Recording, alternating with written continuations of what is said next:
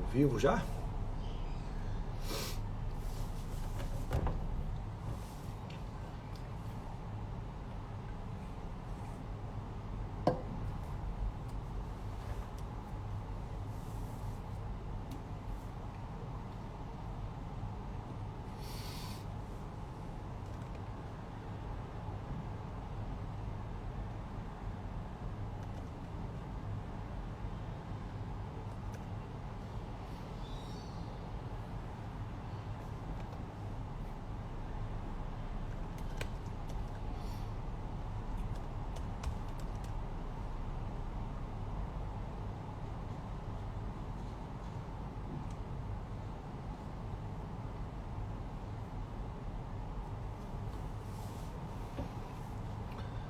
Boa noite, boa noite. Hoje nosso convidado Richard Zeiger, da MSW. Vamos aguardá-lo para conectá-lo. Mais um papo sobre Venture Capital, mais especificamente hoje sobre Corporate Venture.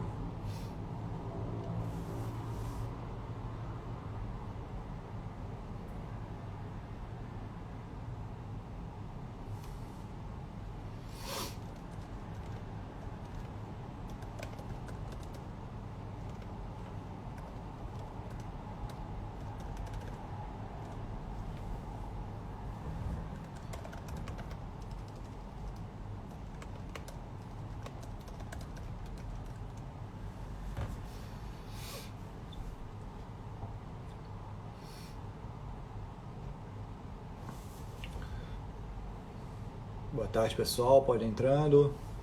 MSW. Entrou. Boa. Paulo Garcia.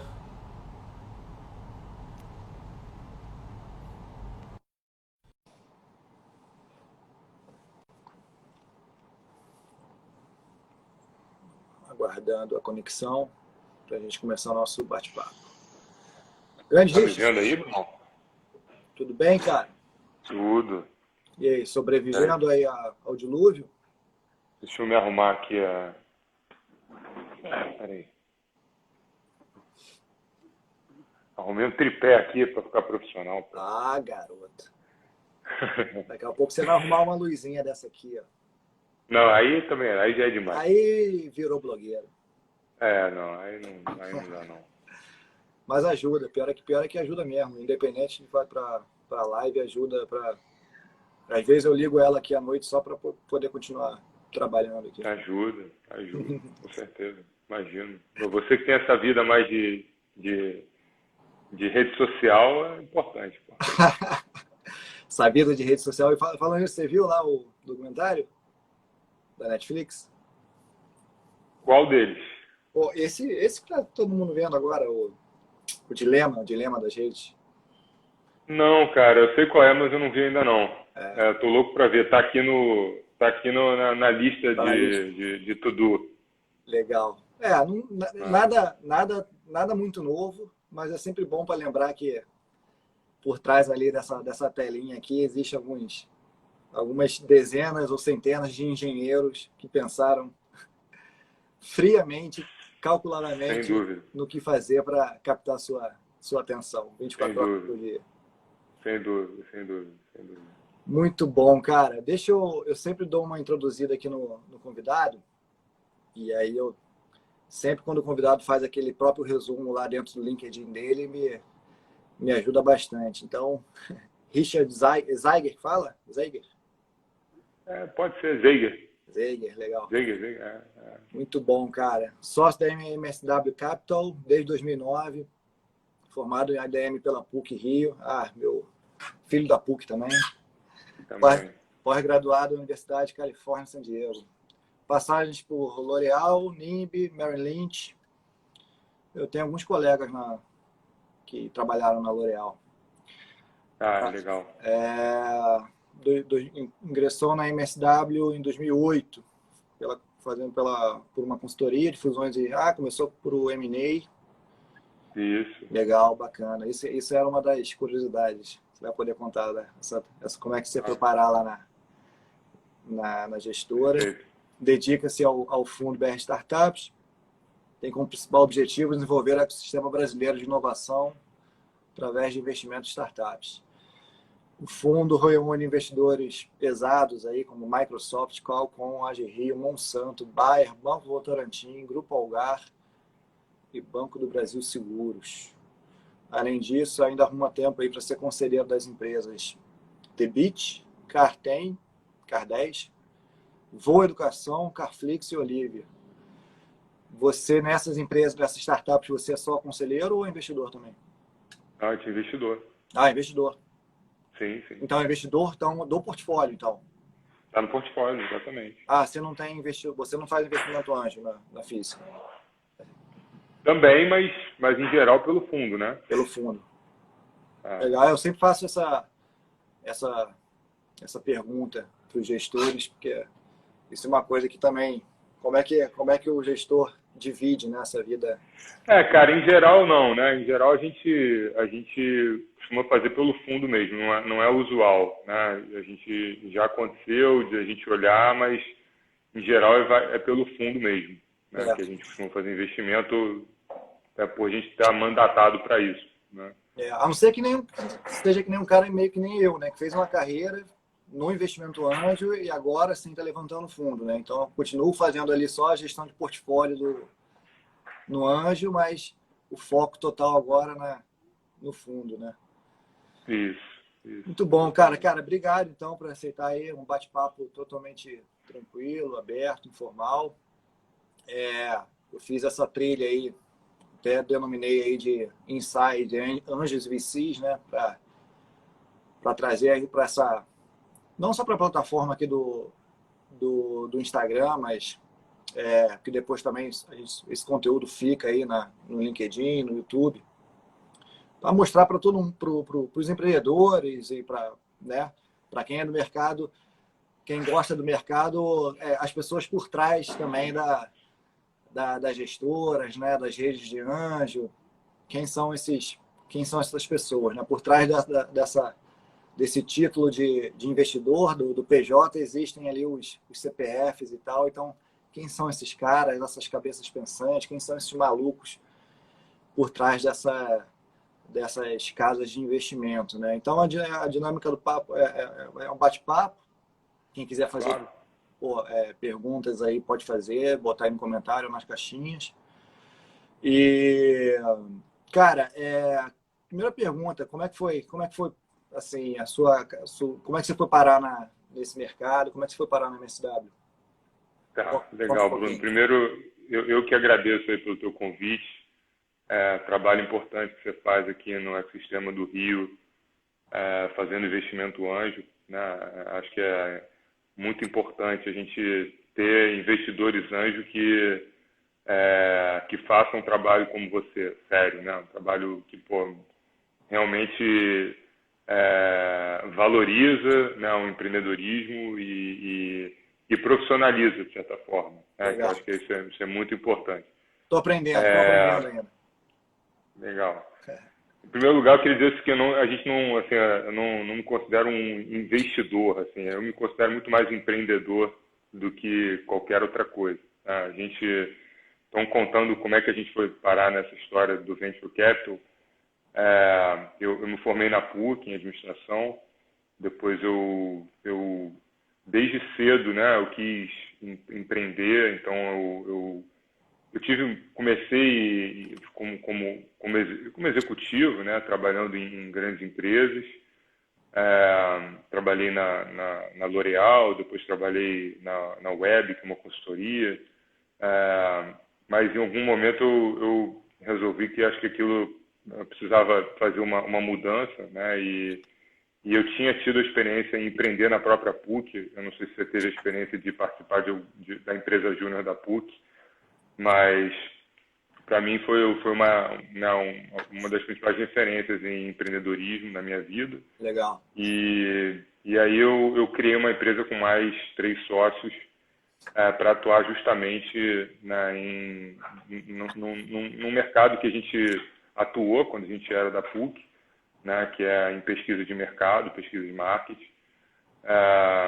Essa empresa foi numa época que não existia, né, startup, nem era, né, nem existia essa expressão. Isso foi em 2000 e, se não me engano, salvo engano, 2003, 2004, né? E foi super bem sucedido. A gente vendeu muitos projetos de pesquisa. E tinha um sócio que era da McKinsey e ele gostava de transformar a pesquisa em sites relevantes. Assim, a gente fazia uma interpretação, né? Mas o que a gente começou a descobrir é que as interpretações que a gente fazia, né, era muito mais aquela coisa da gente querendo resolver um problema que o mercado não tinha, né? Os caras falaram, a interpretação de vocês é muito legal, mas fica só com o dado da pesquisa mesmo. Você não sabe nada que vocês estão falando, né? Deixa que a gente faz a interpretação. E a gente queria entregar esse produto, mas o mercado não comprava esse produto, né? Que era uma coisa mais de consultoria. Mas, enfim, acabou que eu fiquei um pouco frustrado, né, nessa empresa, e não com empreender, mas sim com a questão do mercado em si, né? E aí fui fazer uma pós em San Diego, na Califórnia. Lá eu dei uma mudança, né, um pouco na minha carreira. Eu tive a oportunidade de trabalhar no Merrill Lynch durante o curso, né? Legal. Isso né, me abriu algumas portas, me colocou um pouco mais nesse mercado de capitais, né, do qual ainda não tinha tido experiência. E lá também eu tive a oportunidade de conhecer, na verdade, foi assim que eu fui parar na MSW, eu tive a oportunidade de conhecer o meu sócio, né, que é o Moisés, a MSW vem de Moisés, Swirsky. Eu conheci ele lá pelo filho dele, fiquei muito amigo do filho, né, isso foi em 2008, e foi num momento onde, na verdade, eu queria ficar nos Estados Unidos, né, eu ia ser efetivado lá e ficar por um tempo lá, mas 2008 foi a época, né, uma crise, né, a crise do subprime lá, assim, um horror lá no mercado financeiro. Então eu acabei voltando para o Brasil e eu conheci o Moisés lá nos Estados Unidos, e ele falou assim, se você, não sei o que você está procurando aí, mas se você quiser, né, quando você voltar, quiser ver o que a gente está fazendo por aqui na MSW, vem me procurar. E aí foi a primeira porta que eu bati, na verdade, em 2008. A gente estava, na verdade, a MSW era uma empresa de consultoria, uma boutique, né, para fazer M&A e projetos de finanças e estratégia. Ela já tinha, nessa época, então, contato com... já tinha essas grandes enterprises como clientes? Já tinha contato? Cara, tinha outras, não essas. Não tinha nada de venture capital ainda, né? Na verdade, essa pegada de venture capital, a gente... essa pivotada, né, como se diz, a gente deu em 2014 para 15, né? Então, a gente viveu aí uns 8 anos intensivamente de M&A. Nós fizemos alguns muito interessantes aqui do Rio. E aí, quando foi, na verdade, lá para 2013, 14, a gente começou a conversar, né? E o meu sócio falou, chega desse negócio de ficar arrumando noiva, né, para os outros casarem. Acho que a gente já sabe, conhece bem como conversa com o investidor, como é que prepara. Vamos para a lua de mel junto, né? Vamos sair desse negócio de ficar aqui de coadjuvante, né? E vamos passar a investir. A gente tinha tido bons resultados de success fee de M&As, né, que a gente fez. Legal. E aí deu coragem também. Construiu uma carreira, fez um track record, então, no M&A, então. A gente fez acho que um track record no M&A, assim, um M&A relevante, né? Legal. Bem bacana. Legal. E aí um belo dia a gente... O que a gente se deu conta, Bruno? Como é que foi essa entrada no venture? Ela foi pela percepção de que, não porque a gente é especialista em tecnologia, nem nada disso, né? Foi com base em 2 fatores, eu diria, né? O primeiro é porque somos empreendedores também e a gente cria relações de confiança com os empreendedores desde o início, né? Nos contratos de M&A, nos M&As a gente estava servindo basicamente médios empresários, né, de tamanho médio, as empresas. Então a gente cria relações assim realmente de confiança. E a outra, então assim, a gente queria ser sócio, né? A outra foi porque a gente percebeu uma grande oportunidade, que era justamente o fato de que as startups elas estavam perturbando a vida das corporações, né? Então, o que acontecia? Estou falando de 2014. O que acontecia? Quando uma startup ia buscar investimento de uma corporação, ela caía ou na área de inovação, e a área de inovação estava sempre habituada a olhar para dentro, para o seu umbigo e melhorar processo, melhorar produto, melhorar, enfim, uma série de coisas que são inerentes à operação do dia a dia, né? E não olhava muito para fora. E, além de tudo, não tinha competência, né? O mandato para investimento. Né? Então, cair na área de inovação, esse assunto morria. Né? Geralmente, quando evoluía para uma conversa de contratação, de prestação de serviço, né? E não de investimento. Ou evoluía para um caminho pior ainda, que ia para a área de M&A das grandes corporações. Aí, quando caía nessa área, o que acontecia? Geralmente dava errado, né? Porque a M&A de grande corporação está muito mais orientado a comprar negócios e não a ser investidor minoritário. É outro múltiplo, é outro mindset, é outro... Tá casando, outra cultura. É outra cultura. Né? Você pode casar com a pessoa errada. Exatamente. E aí o que a gente percebeu é que existia essa oportunidade de começar a fazer venture capital, né, tal qual um fundo de venture capital mas com corporações que queiram começar a investir no early stage, né, que queiram fazer uma diferença, impactar, e em negócios que tenham sinergia com os negócios das corporações, né, deles mesmo. E aí que a gente acho que a gente acertou a mão nessa tese, acertou a mão no ticket também. Na época não tinha quase nenhum investidor fazendo ticket de 1 milhão, era um buraco no ecossistema. Um valezinho da morte ali, né? Eu nem gosto de chamar desse nome, porque assim, como a gente está sempre em fundraising, né? Caramba, quem quer falar de Vale da Morte é um nome horroroso. Eu gosto de falar de Vale da Vida. Né? Então, mas enfim, é esse lugar condenável mesmo.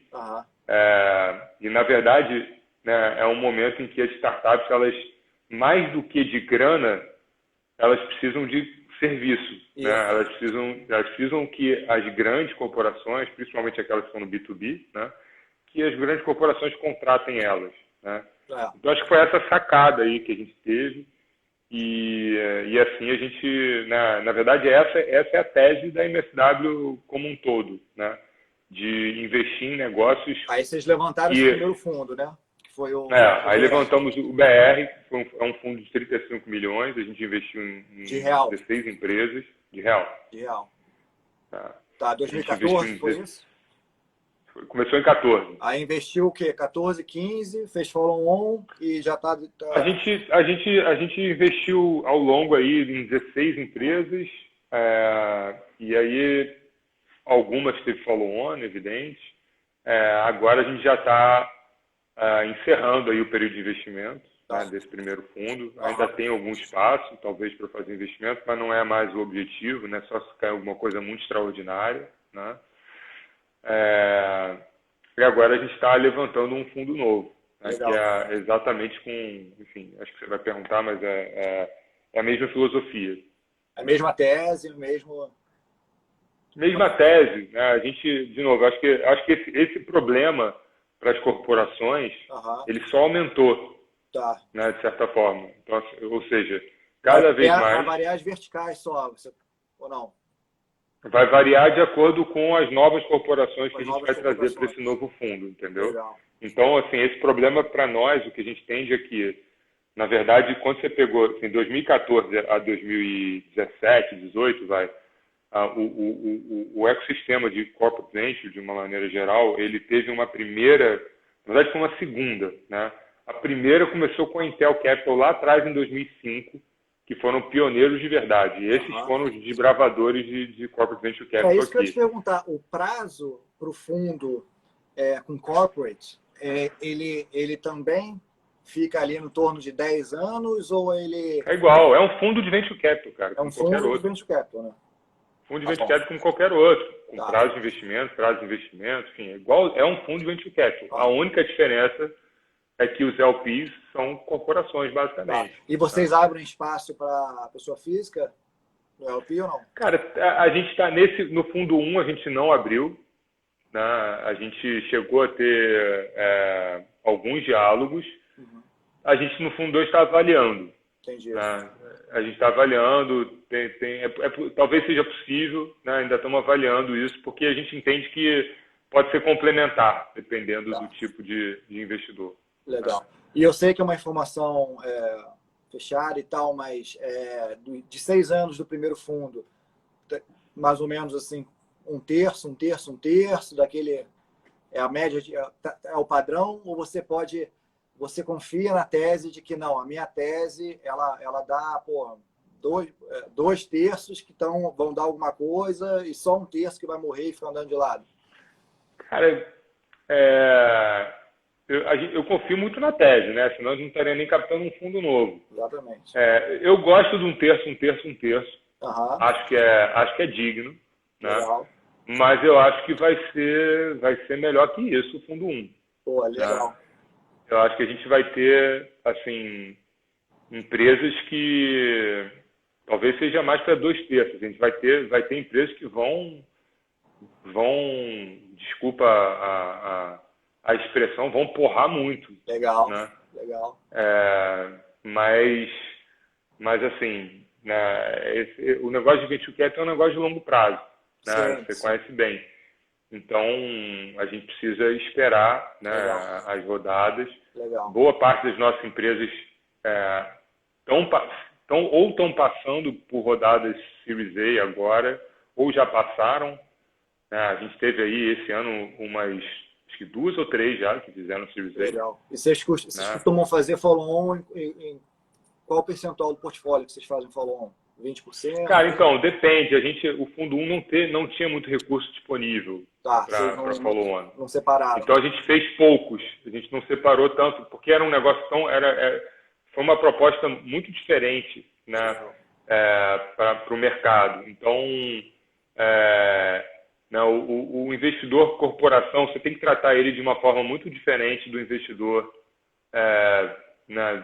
tradicional financeiro. Né? Ele não entende assim, que ele vai ter que guardar uma grana, ele não conhece a dinâmica do venture ainda. Né? Isso.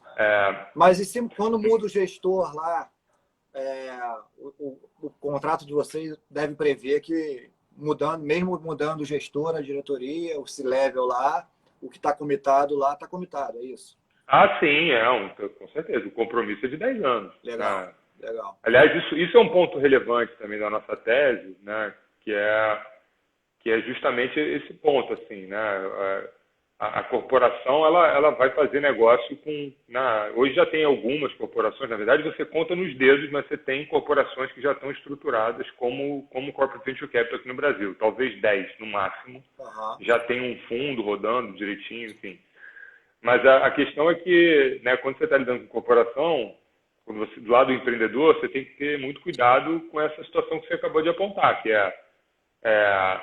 hoje você está falando com um executivo, né, que está lá naquela cadeira. Esse executivo, ele pode estar num outro lugar amanhã, certamente vai estar num outro lugar, outro dia. Né? Então, esse é um dos desafios. A média do C-Level é média 2 anos, né, dos C-Levels. Né? Esse é o desafio. Né? É um dos desafios das corporações quando entram nesse mundo do Corporate Venture Capital. Né? E quando eles estão lidando com a gente, na verdade, não. O nosso negócio é um fundo de venture, nós somos uma gestora de venture capital. A gente vai estar lá pelos próximos 10 anos. Né? E a expectativa de retorno não é porque o cara já é uma grande corporate que o cara... enfim, a expectativa de retorno é a mesma de um LP. É um pouco diferente, Bruno. A pergunta é boa. Conta um pouco desse mindset do corporate quanto investidor. Conto, claro. Vamos lá. A corporação, ela tem algumas motivações que são diferentes, né, e que são inerentes, né, a uma corporação diferente de um investidor financeiro. Né? Então, acho que a principal delas, como um corporate venture capital, quando ela se coloca para uma corporação se coloca para fazer isso, né, fazer atividade ou um fundo, é justamente o fato de você aprender, entender novas tendências, né, conhecer novos modelos de negócios, se associar ao que tem de mais de novo no mercado e fazer isso de uma forma isolada, né? Não fazer isso de dentro da companhia, tirar isso, poder atuar como um fundo de venture, enfim. Então, e para fazer isso que eu estou falando, isso chama-se retorno estratégico, né?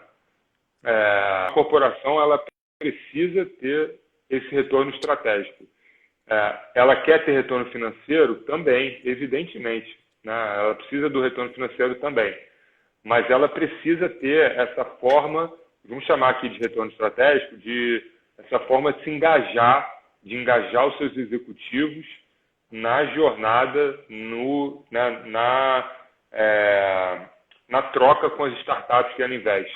Né? Então é muito diferente de um investidor financeiro puro sangue que vai investir, né, num negócio e vai apenas esperar o retorno financeiro. Então, para a grande corporação, ela está, na verdade, às vezes ela está encurtando ali, pegando um atalho para algum tipo de inovação que ela custaria ou mais caro ou ela não conseguiria fazer sozinha.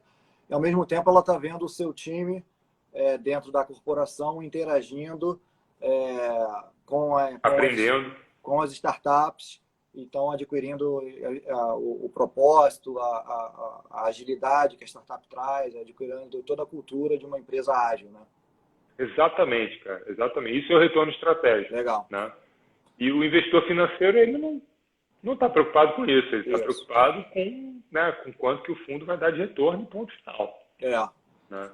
Você sabe que eu tô captando o meu primeiro fundo, né, pela Equity Rio, e eu tenho feito as apresentações e eu tenho eu tenho esse perfil puramente investidor financeiro, mas cada vez mais eu tenho conversado com um perfil de investidor que também quer de alguma forma se aproximar da inovação, porque como meu fundo ele é pequeno e seleto, existe essa possibilidade de troca dos cotistas estarem próximos da inovação de alguma forma, né? Do empreendedor, não é aquela coisa que o cara investe lá e fica só recebendo reporte trimestral.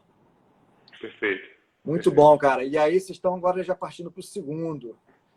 Você pode contar para a gente, em termos assim de verticais, o que o Richard e o que o Moisés estão pensando assim em termos de quais são mais ou menos o que vocês vão atacar aí, o que daqui a 5, 10 anos, porque o gestor tem que pensar assim, né? O que daqui a 5, 10 anos, qual a tecnologia que vai estar sendo usada num grande mercado por uma grande massa de pessoas, né? E no teu caso especificamente, e ainda conciliar isso com os interesses estratégicos das empresas, das investidoras, né? Que verticais que você tem olhado aí? Você pode contar? Cara, eu vou enumerar aquelas que a gente listar, aquelas que a gente tem mais interesse e mais apetite, né? Que eu acho que é meio que comum para boa parte dos VCs, né? Mas a gente tem muito, até em função do fundo 1 e da natureza dos cotistas do fundo 1, né? Então a gente tem muito apetite por negócios em fintechs, né? Por agritechs, por insurtechs, que são os seguros, empresas na área de saúde, né? Digital health, educação, né? Sem dúvida, a gente fez 2 investimentos em educação, né? Pelo fundo 1. A gente tem olhado muito o negócio na área de logística, né? É, acho que é por aí, cara. Todos O os resto acho que problemas que o meio. Brasil respira, ineficiência, né? Você enumerou aí. Mas assim, que é meio obviedade, né? Ah. Mas é isso, a gente tem olhado muito para isso, Cara, me né? fala um pouco Na aí, verdade, me fala aí como é que é um pouco o seu processo aí de screening e picking. Fala aí um pouco aí da sua rotina. Como é que, então, Bruno, como é que é? cara, vamos lá, eu tento dedicar pelo menos 50% do meu tempo às empresas do portfólio, Legal. né? A gente tem uma rotina aqui muito forte, intensiva, com as demandas delas, né? Então, porque a gente tem isso muito claro, né? Se o negócio delas der certo, tudo deu certo, né? Então, a gente não vai ser nunca uma gestora que vai investir em 1000 negócios, né? Aham. Não do tamanho que a gente é hoje, porque o nosso modelo nos impede de ser dessa forma, né? A gente é muito diferente, assim, a Qui- gente, para cada negócio que a gente 15, investe, 15 é um número mágico, né? 15 é um número para um fundo, acho que é bom, assim, acho que Legal, deu para dar conta legal, né? legal. É, mas pode ter certeza que foi com muito escrutínio, assim, né, para chegar no número. Então, assim, como a gente tem muita dedicação pelas empresas que a gente investe, eu procuro gastar 50% do meu tempo com isso, pelo menos, né? E os dias de hoje, eu diria que a gente está, pô, 50% do tempo com o portfólio e com os conselhos, né? A gente se divide nos conselhos. Para todo investimento que a gente faz, a gente senta em conselho. Então, é a nossa forma de acompanhar, né? Você usa alguma ferramenta específica? Ou é Não, cara, e-mail, não, WhatsApp infelizmente. mesmo? Já pensamos aqui várias, já testamos e tal, e acaba que a gente recorre ao bom e velho Excel, Word e vamos embora, Não. né? E internamente, Algumas empresas, algumas empresas que a gente investiu são mais arrumadas, todas elas são mais arrumadas digitalmente que a gente, sem dúvida, né? Mas algumas delas usam algumas ferramentas e acho até legal, nos colocam, de certa forma, nos obriga legal, a usar, né, uma ou outra ferramenta de vez em quando. Porque para todo o conselho a gente faz a súmula, depois a gente roda, troca entre todo mundo, enfim. legal. Mas minha ferramenta principal, cara, sem sombra de dúvida, é o, né, e-mail, WhatsApp, enfim, Excel e PowerPoint. É isso aí, o Word, Excel e Velho e PowerPoint. Isso bom aí. pacote Office. É isso, pacote Office porra, E vem e cá, WhatsApp. e como é que vocês se dividem aí na equipe? Qual é o tamanho da Então, MSW? Como é que vocês se no- complementam? legal, legal. Hoje nós somos uma equipe enxuta, né? Nós somos 5 no total. Então, a gente se divide aí, né? Eu e Moisés, a gente se divide bastante aí entre as investidas nos conselhos e na relação com os empreendedores, né? O Bruno, que é o nosso cara mais de modelagem, né, de business plan, que também já começa a participar de conselho. Legal. Né? Ele teve uma carreira aí nessa parte de avaliação, trabalhou numa empresa de avaliação independente, então conhece muito, né? E toca essa parte com a gente aí de modelagem dos negócios que a gente investe para fazer valuation, enfim. E também dá um suporte para as investidas quando precisa, né? Às vezes em negociação de contratos, precisa fazer algum tipo de conta. Tem a Letícia, que cuida do nosso back-office e do administrativo, da parte com a CVM e com o administrador, né, do fundo. Então, ela é o nosso anjo da guarda nesse sentido, porque não pode falhar, né? Tem prazo, tem uma série de, enfim, todas as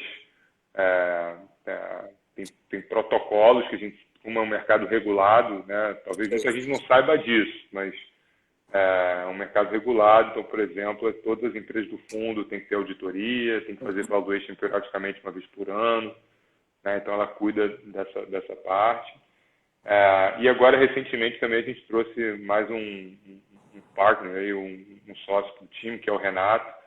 O Renato é advogado de formação, e ele veio justamente para nos ajudar aí nesse novo fundo, com esse papo. Ele está fazendo uma mudança de carreira, né? Ele saiu de um escritório que ele trabalhou por 10 anos, né, no societário, e é uma competência que realmente muito relevante, né, nesse mundo, nesse mercado. Então o Renato vai dividir aí bastante com a gente enfim, os novos investimentos, os conselhos, né, toda Legal. essa parte enfim, toda essa parte mais transacional também. E a parte de oportunidade, ficar vendo novos deals, você se divide então com o Cara, aí sou eu, não, basicamente eu, Renato e Bruno. Né? Tá. A gente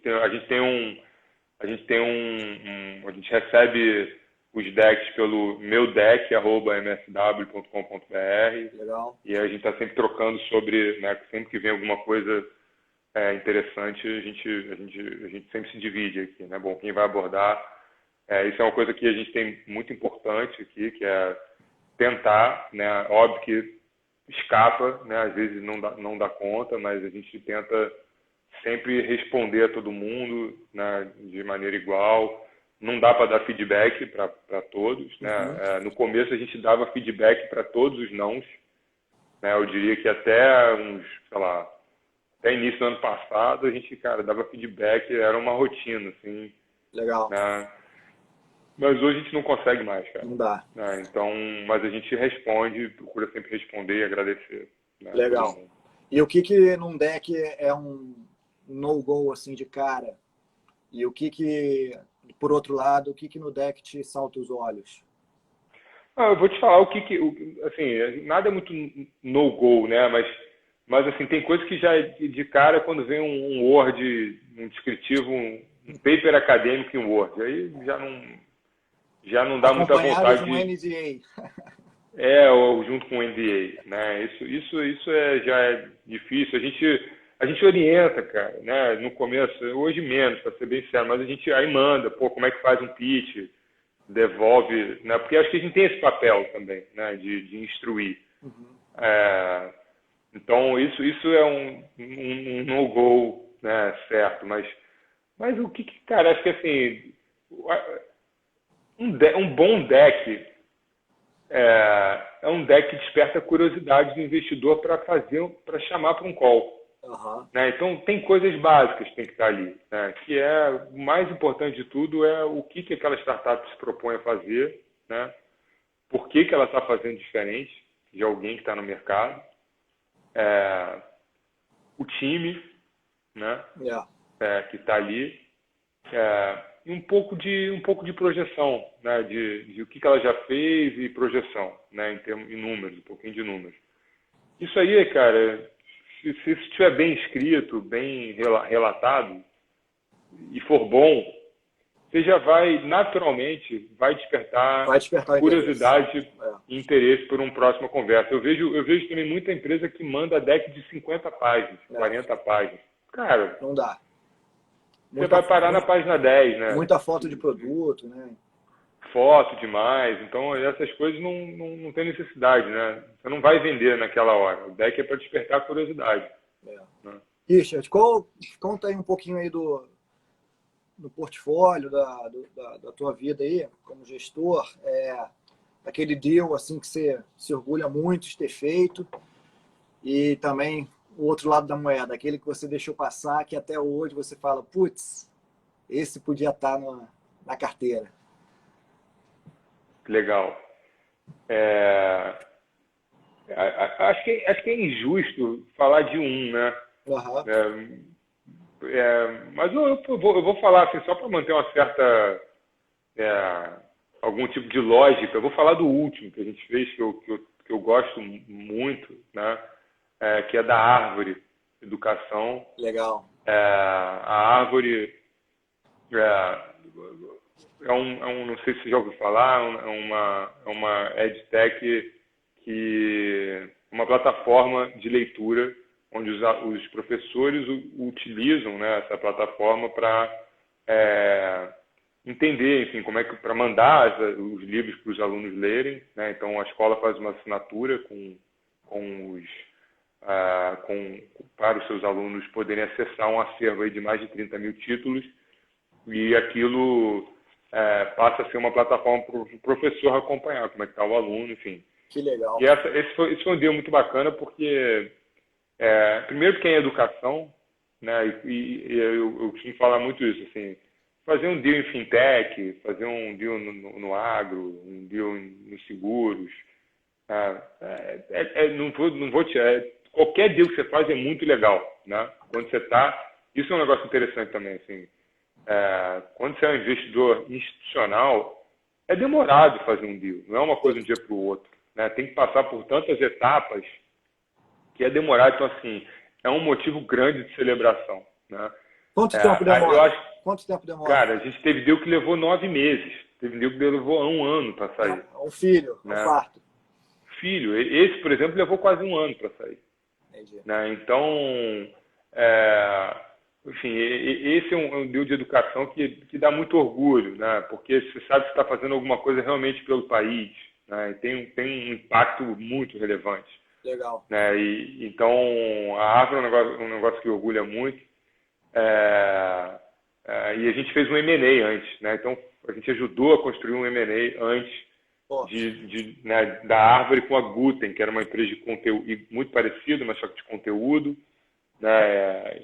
Então, a gente primeiro, né, fez a fusão, ajudou a fazer a fusão entre essas duas empresas, e aí depois investiu na empresa já. Excelente, já estava com todas as infos na mão, certinhas, tudo auditado, certinho. Foi tudo só acelerado. Ensaiado. Levou mais tempo, levou muito tempo. Tinha outros investidores que a gente trouxe com a gente também, enfim. Então levou um tempo, né? Mas esse é um deal que orgulha bastante. E aquele que deixou passar, você sofre de FOMO ou não? Pô, Bruno, vai parecer que é meio marketing assim, cara, mas eu juro para você, eu não vejo, não teve nenhuma assim que passou e a gente, assim, putz, cara, não peguei, o cara lá na frente pegou, né? Não tá me vindo mesmo, assim. Legal. E só para não falar que não teve, até teve, mas depois a empresa se deu mal pra caramba, né? Então, assim, teve uma empresa que a gente investia num mercado super promissor, uma coisa bacana dessa, né? Posso até falar o mercado, uma empresa de drone, né? E a gente no começo estava entrando nesse mundo, foi um dos primeiros negócios que a gente ia fazer, e acabou que teve enfim, o desdobramento foi muito ruim, assim, né? A gente acabou que não investiu e ficamos bem chateados, assim, né? Mas depois a gente percebeu que foi a melhor coisa que aconteceu para nós, né? De não ter feito. Então, não tem, assim, ainda não tem, talvez a gente não tenha histórico suficiente, né, ainda, né, mas certamente vai ter, não tem a menor dúvida. Esse fundo novo que está em captação já tem nome? Já tem, mas a gente o problema é o seguinte, cara, a gente tem que tomar muito cuidado com o que a gente fala desse fundo novo, porque em tese não pode falar nada, né?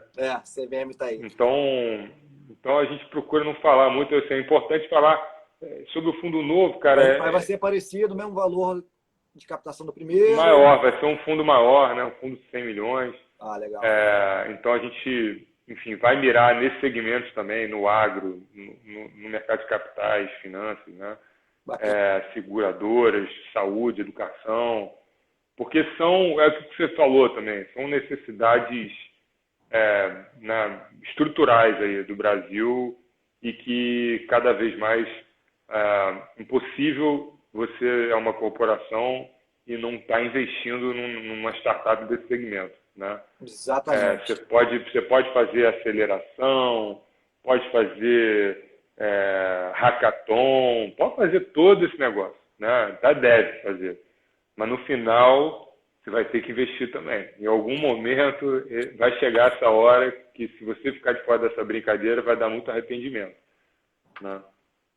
Richard, estamos chegando aqui nos 5 minutos finais. Papo bom, passa rápido. Vem cá. Se você pudesse sintetizar, porque as pessoas confundem, né, o venture capital tradicional com o corporate, né, corporate venture. Se você pudesse sintetizar aí a diferença básica entre as duas, e aí depois eu vou finalizar pedindo aí umas sugestões suas aí de onde é que você consome conteúdo, dicas de newsletters, alguma série que você viu, algum filme que você viu. Tá bom. Assim, é muito simples, né? Bem objetivo. O Corporate Venture Capital, ele é um Venture Capital feito pela corporação, onde a corporação é dona do recurso, tá? Tá. Então, assim, é um fundo de Venture Capital cujo principal investidor, normalmente, é uma corporação, né? E, normalmente, esse dinheiro vai vir do próprio balance sheet da companhia, né? E ele vai ficar, de alguma forma, conectado às estratégias daquela corporação em termos do que ela está olhando para o que ela está olhando em termos de horizonte de inovação dela, né? Uhum. Então essa é bem básico, né? Assim, agora, se propõe a fazer, né, investimento de risco, minoritário, com influência. Então, assim, basicamente é a mesma coisa. O que eu vejo como um grande diferencial do Corporate Venture Capital é o apoio estratégico. Legal.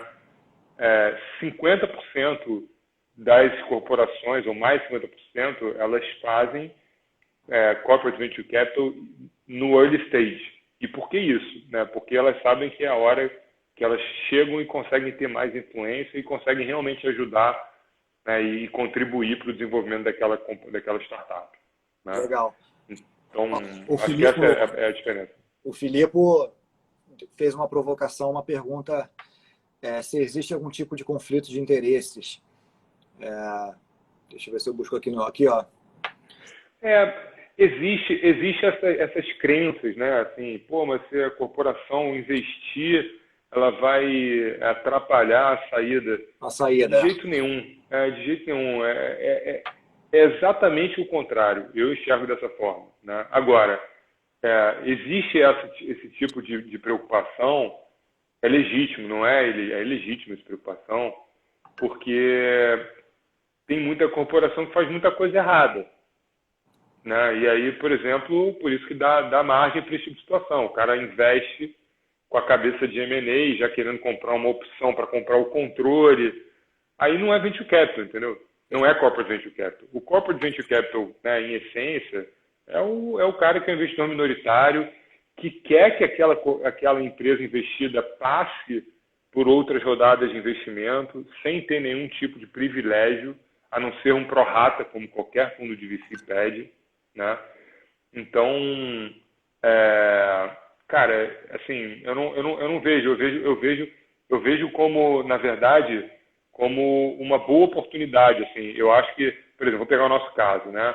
A gente teve aí 3 ou 4 casos de empresas na carteira onde a própria corporação investiu depois nas rodadas subsequentes das empresas. Seguiu a trilha, levantar no capital. Seguiu a jornada do Venture Capital. Seguiu a jornada e investiu como Venture Capital, né? Como Corporate Venture Capital. Uhum. Né? Sem pedir nenhum tipo de benefício, vamos dizer assim... no máximo, uma aplicação da taxa de desconto, o que é normal nos contratos.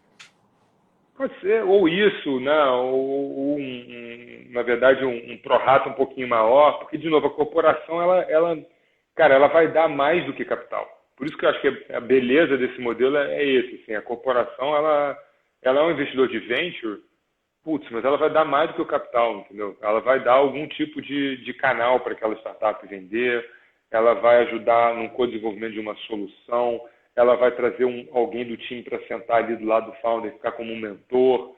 É tanto benefício para uma startup receber E aí estou falando, evidentemente, daquela corporação que é arrumada, né? E tem a cultura certa e já passou por isso. Então, assim, eu vejo como alinhamento, eu não Legal. vejo como desalinhamento, não. Então você está Né? me Mas dizendo a que pergunta é legítima. você está me dizendo que se eu sou uma corporação que queira ser o seu LP, queira ser seu investidor, e você, de alguma forma, eu imagino que você me sabatine, você realmente, não é porque eu sou a grande corporação que eu vou poder investir no seu fundo, você dá no-go também, não só para empreendedor, para investidor também, pelo jeito. Assim, a gente... Sabatina é uma palavra muito forte, né? Mas existe, sim, existe um aculturamento, assim, né? Vem cá, por exemplo, a gente, não vou esquecer, né? Teve uma corporação que, quando falava com o empreendedor, falava de aquisição, usava umas terminologias muito erradas, né? Então, o cara, em vez de falar investimento, falava aquisição, né? E aí a gente chegava pro cara e falava assim, cara, deixa eu te falar, essa palavra tu não usa nunca mais aqui, né? Isso não é desse mundo. Esse mundo aqui tu fala investimento, desenvolvimento, né? Não tem essa palavra, aquisição, né? Ele, putz, cara, é verdade, porque era um cara de M&A, né? Então, assim, tem sim uma conversa preliminar de, poxa, como é que a gente, né, vai investir, como é que é ser um investidor minoritário.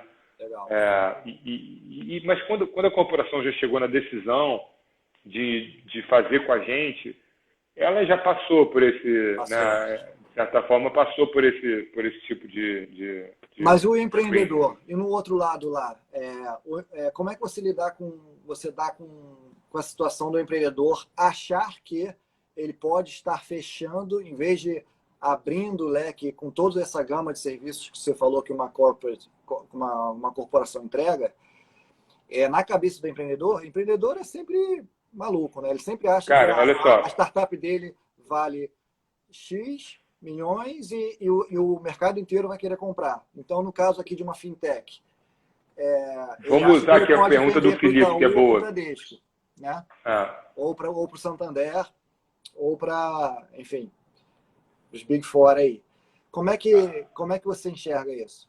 É legítimo isso. A gente, assim, tem uma coisa que é muito importante nesse mundo entre o empreendedor e a corporação, que chama-se alinhamento de expectativas, né? É uma coisa meio óbvia, mas talvez as pessoas não façam, né? Então, antes de você receber um aporte de uma corporação, você tem que combinar isso antes. Se a corporação vier para você e falar assim, cara, eu sou o Itaú, eu investindo em você é uma fintech, agora você só faz negócio comigo, né? Ou você acha que o Itaú, ao investir em você, isso vai te blindar com os teus clientes, aí você tem que considerar, né? Você tem que considerar não fazer. Talvez o Itaú realmente não seja o melhor investidor para você. Mas acabou de acontecer ontem, ou essa semana, anteontem, né? Uma fintech de inteligência artificial recebeu um aporte de 40 milhões, se não me engano, não sei se foi metade, mas Itaú e Bradesco investiram nessa empresa. Olha né? isso, legal. Então assim... São muros que vão começando a cair, né? Totalmente. Vão começar a cair. A gente vai começar a ver isso cada vez mais. E isso nada mais é do que as corporações também aprendendo que, assim, quando você está nesse mundo, você não faz nada para si, cara. Para si é legal, mas é limitante. Você tem que fazer para o mercado. Né? Então, essa é a filosofia. O cliente tá empoderado, então é ele que vai decidir. Está na mão dele decidir para o Bradesco, para o Itaú ou para o outro. Então, contra isso, você não pode fazer nada. Né? Não, mas certamente, mas cabe, por isso que assim, cabe, né? Por exemplo, você é uma empresa de educação. Aí você tem o cliente lá, você tem um cliente que é o grupo Eleva, né? E você está avaliando uma venda para o Cogna. Você tem que avaliar se faz sentido realmente, né? Se você não vai ter uma evasão aí de clientes por causa dessa situação, né? Então isso é necessário, tem que ter essa expectativa, né? Porque, de novo, o que as startups mais precisam menos do que a grana, é de cliente, é de serviço, é melhorar o produto, é isso que eles precisam, né? Porque é isso que vai dar, né, mais do que o dinheiro, é isso que vai dar a sustentabilidade e a autonomia, né? E são gestoras com esse mindset da MSW que vão fazer com que esse mercado cada vez se desenvolva mais e esses estigmas, esses muros caindo, e todo mundo ganha com isso, né? O mercado como um todo. A gente trabalha... essa é a nossa causa, Brunão. Né? A gente tem isso como causa, principalmente no Corporate Venture Capital. Assim, de realmente, também fazer o nosso papel de abrir a cabeça aí a mentalidade das corporações. Né? Meu camarada, para finalizar, antes que estoure o tempo. Eu estou vendo que está chegando a hora do jogo, né? Está chegando. Não, na verdade tem o limite de 1 hora a live do Instagram, ele limita também. Cara, qual newsletter que você assina? Conta aí pra gente. Qual o conteúdo que você consome? E qual o livro que você leu recentemente ou está lendo que você indica? Eu leio, eu sou menos de livro, mais de portais, assim, né? Então, Crunchbase para mim é imprescindível, né? Eu vejo todos os reports deles, enfim, a newsletter diária, procuro sempre que dá tempo, eu leio, acho que é o que eu mais acesso. Eu ouço muito podcast. O que eu mais ouço é o 20 Minute VC, que é um cara que entrevista gestores e empreendedores. Legal. Né? Aqui no Brasil comecei a acompanhar bastante o trabalho do startups.com.br, que eu gosto também, admiro. Recente, né? Bem recente. Recente, mas eu admiro, né? Enfim, eu também acompanho bastante, né? Muito bom. E tem alguma inspiração, assim, se espelha em alguém, tanto na profissional como na vida pessoal? Cara, eu não parei para pensar nisso, mas eu vou falar de um lugar que me traz muita inspiração, que é Israel. Né? E quando se fala em empreendedorismo, eu acho que é um dos lugares que também me abriu muito assim, a cabeça em relação ao que o empreendedorismo é capaz de fazer em um país. Né? Legal, muito bom. Então, enfim, acho que é a minha referência aí. Olha, principal de empreendedorismo. A dica aí, te deram a dica aí para escutar o podcast da Invest Like. Invest Like the Best. Já ouvi também, legal. Muito bom. Já ouvi falar que é legal também. Legal, vou anotar. Richard, muito obrigado, cara. Obrigado mesmo. Acho que sempre esclarecedor. E você desde o início, né? Desde daquele café lá na PUC que eu te chamei, aonde eu fui tirar dúvidas realmente, né? Porque eu sou meio que um outsider, né? Que eu sou um empreendedor da economia real, que fiz alguns investimentos anjos, que nem sabia que eu estava fazendo investimento anjo, também não existia essa palavra, mas e que por sorte ou não, né? Algum deles, né?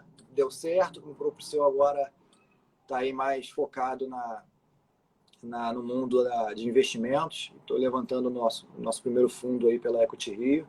E eu fui um dos primeiros caras que eu fui me recorrer para falar, cara, me explica aí como é que esse negócio funciona. Foi você, e você desde aquele primeiro café lá já foi muito esclarecedor. Então, muito obrigado e agradeço aí mais uma vez aí pelo papo. Estamos junto aí no Venture Capital do Rio de Janeiro, né? Valeu, Bruno. Eu que te agradeço. Eu que te agradeço. Pô, boa sorte aí. Essa vida de captação é dureza, mas vai fundo que você vai chegar lá.